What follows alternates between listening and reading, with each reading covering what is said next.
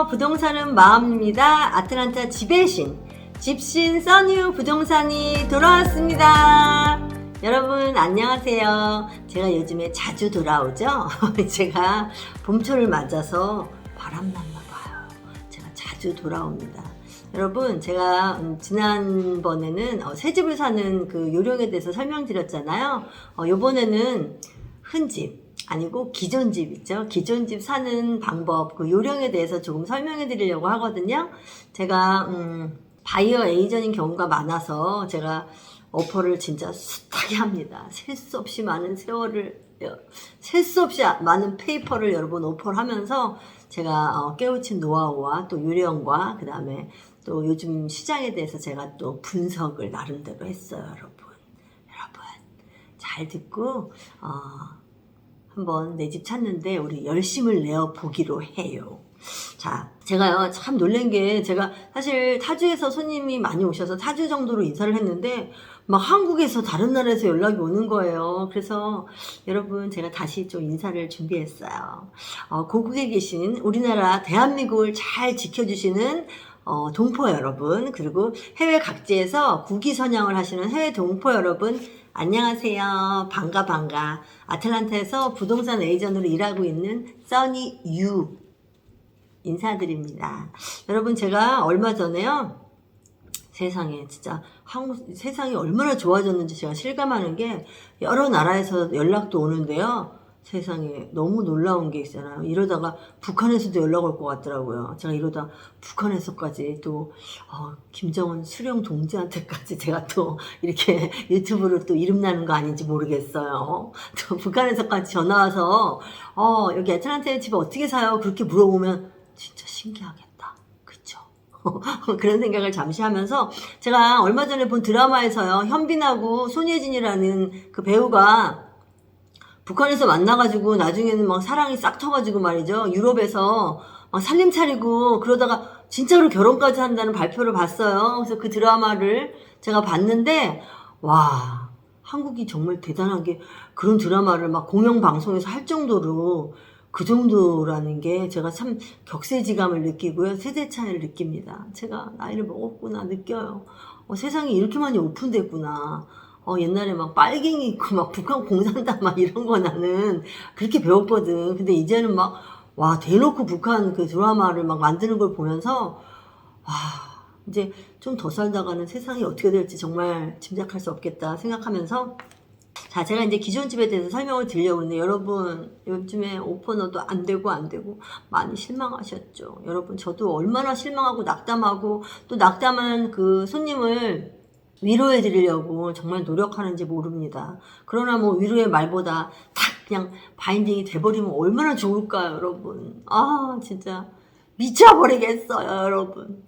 그러나 여러분 요즘에 또 이제 이 셀러 마켓이다 보니까 우리 제가 바이어 에이전인 경우가 많아서, 또 바이어에 또 이렇게 요령 있고 센스 있는 그 오퍼가 또 있어야 될 것 같아서 제가 설명드리면, 요즘에 아시다시피 셀러 마켓이잖아요. 기존 그 리스팅 프라이스, 그죠? 리스팅 프라이스에 10%에서 20%는 뭐 의례적으로 하는 거로 요즘에 알고 있을 정도로 셀러들이 기고만장해 있어요. 여러분 그래서 우리도 셀러가 되어야만 하는 그런 이유이기도 한데요.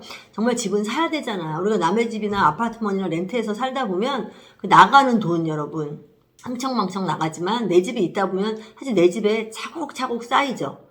내 집이야. 내가 땅을 요만큼 사는 거랑 마찬가지야.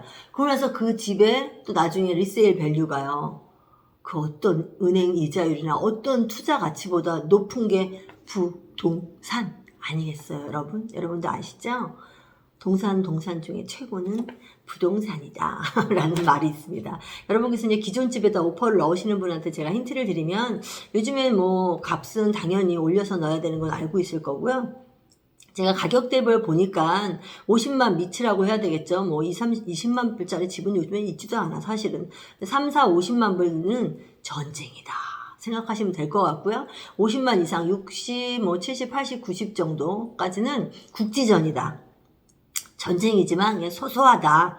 이 정도 생각하시면 될 것 같고요. 100만 불 이상은 그냥 같이 대등한 관계에서 그냥 대등하게 대담하는 거다. 그러니까 남북 평화회담 뭐 이런 정도로 생각하시면 될 것 같아요. 서로 자기 의견 말하고 서로 절충해 가고 그러면서 바인딩까지 가는 거예요. 근데 이제 아무래도 보다 보니까 우리가 뭐 돈이 많으면 그냥 캐시 딱 지르면 얼마나 좋겠어요. 그러나 그러지 않잖아요. 제가 융자 받아야 되고 또 융자에 또 그 집담보로 융자를 하다 보니까 그 랜더 측에서도 요구하는 여러 가지가 있어서 많이 힘드셨죠.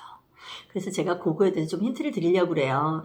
기존 집에 뭐 오퍼를 하게 되면 뭐 가격은 뭐 아시다시피 오버 프라이스로 가격을 오퍼하시고 이제 조건들이죠. 듀딜리전이라고 하면 뭐 인스펙션을 하는 시간이면서 또 손님이 그 집에 대해서 직접 조사하고 또 검사해 보니까 처음 같지 않아. 이거 마음에 들지 않는단 말이지. 그래서 이제 백업할 수 있는 캔슬해서 어니스 머니도 다 돌려받을 수 있는 시간이 있는데 요즘엔 듀딜리전 넣으면은 비싼 집은 모르는데 사실 가격이 그렇게 높지 않은 집은 다 까여요.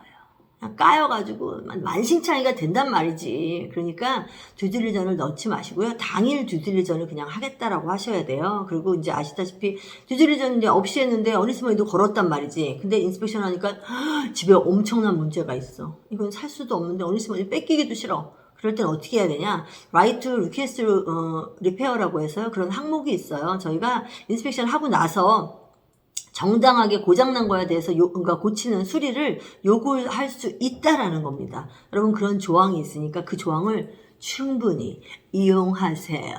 그러시면 여러분이 인스펙션 하시고 나서 어느 정도 바이어 에이전과 그 셀러 에이전과 이제 같이 이렇게 딜할 수 있는 시간과 또 그런 조건이 여러분께 주어지기도 하거든요. 그러니까 그런 조항을 잊지 말고 쓰셨으면 좋겠어요.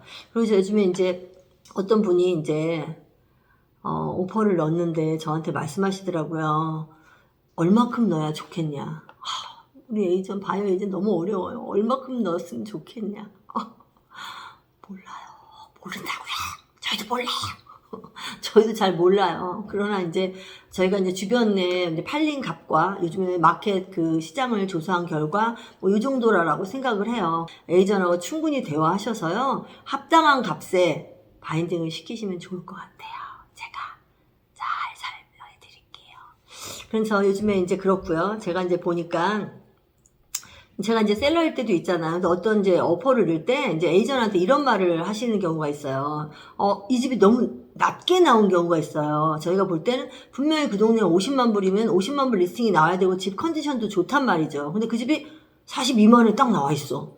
그럼 막 바이어랑 바이어 에이전이 막 신난 거지. 그래서 10% 더 하니까 48만 내면 될까? 막 안 되지.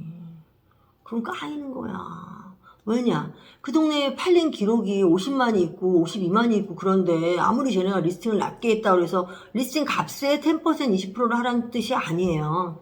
무슨 말인지 아시겠죠, 여러분? 그러니까 주변에 팔린 집과 또 바이오 에이전하고 내 에이전하고 충분히 상담을 하셔서 어떤 게 리즈너블한 오퍼 프라이스고 또 이렇게 해야지만 합당하다라는 그 금액이 넘버가 나오잖아요. 그 넘버에 하셔야 되는 거지.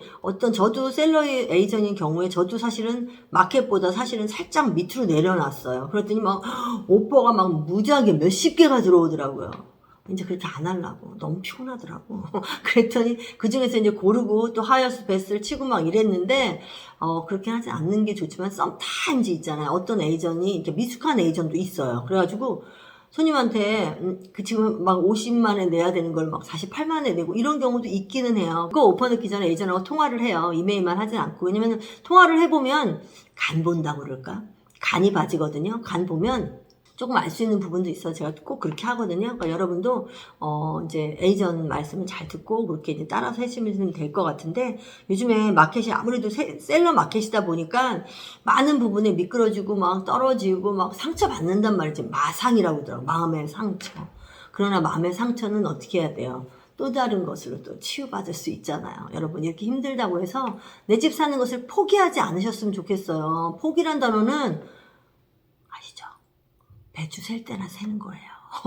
포기란 단어는 내 홀 라이프에 없어. 난 시도조차 않고 포기한 적이 없었던 것 같아요. 여러분들 그러셨으면 좋겠어요. 이렇게 힘든 셀러 마켓에 이런 상황에서 내가 반드시 더 집 사야 될 이유가 더 뚜렷뚜렷해지는 것 같아요. 명명백백해지는 것 같아요. 나도 저 위에 앉아 보는 거야. 나도 셀러가 돼야 되는 거야. 라는 그런 전 더 확신이 들더라고요. 근데 이제 중요한 건 타이밍이죠. 타이밍을 잘 캐치하셔야 되고요. 중요한 건 성실한 에이전 있잖아요. 성실하고 책임감 있고 거기다가 자기가 이제 경험이 많은 에이전이 경험치가 많은 에이전이요. 오퍼를 넣을 때 작전을 잘 짜거든요. 그 작전에 잘 맞춰서 손님께서 따라 주신다면 바인딩 안 될 이유가 사실상은 어찌 보면 없어요. 막 시간에 쫓기거나 아니면 금액에 쫓겨서 안 되는 경우가 있을지언정 내가 정말 착실한 에이전을 만나잖아요. 그러면은 사실은 준비해서 된다면 반드시 바인딩 됩니다. 계속 미끄러지라는 법은 없어요. 그죠? 그러니까 무조건 되니까 여러분 포기하지 마시고 keep trying 하십시오. 계속 try 하셔서 여러분께서 여러분 제 머리가 요즘에 한껏 말렸죠? 여러분 보이시죠? 제가 머리를 좀 기르고 있어요. 어떤 분이 머리를 좀 길어보면 어떻겠냐라는 의견을 주셔서 제가 한번 참을 수 있는 데까지 길러보려고 그러는데 인내심의 한계가 왔어요. 여러분 한껏 말린 이 머리를 보시면서 여러분 어떠세요? 감사하게 저를 이쁘게 봐주는 분이 많아. 막 이렇게 발랄해서 좋다. 심각한 얘기를 재밌게 해서 좋다. 그런데 아니에요. 저 심각한 얘기 심각하게 하는 거예요. 여러분 꼭 집 사셨으면 좋겠고요. 그리고 한국에서 문의해 오셔서 어떻게든지 미국 와서 제일 먼저 저한테 연락해서 집 살게요 라고 말해주신 누구누구 아빠 너무 감사해요. 제가 그래서 이렇게 다 댓글 날렸어요. 미국에 도착하는 즉시 애틀란타에 도착하는 즉시 제가 만난 첫 길을 사겠습니다 라고 댓글 읽으셨죠. 제가 꼭 그렇게 할 테니까요. 자녀분들하고 또 와이프랑 즐겁고 가볍고 행복하고 가슴 벅찬 기분으로 비행기 타세요.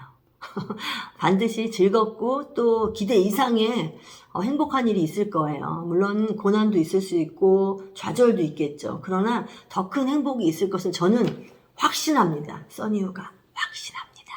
여러분 애틀란타는 그 어떤 곳보다 한국인이 살기에 완벽한 거의 완벽한 도시거든요. 여러분 와보시면 알아요. 애틀란타에 안 살고 다른 스테이트나 다른 타운에 사시는 분들 너무 안 됐다. 여기 너무 좋아. 날씨도 좋고 음식도 좋고 병원도 좋고 사람들도 좋고 얼마나 마켓이 많은지요. 그리고 쇼핑센터가 이곳저곳에 많은지 내가 한국인인 게 자랑스럽다니까요. 가슴이 매일매일 뭉클해. 이러다 심장병 생기겠어요. 그리고 더 좋은 건 뭔지 아세요?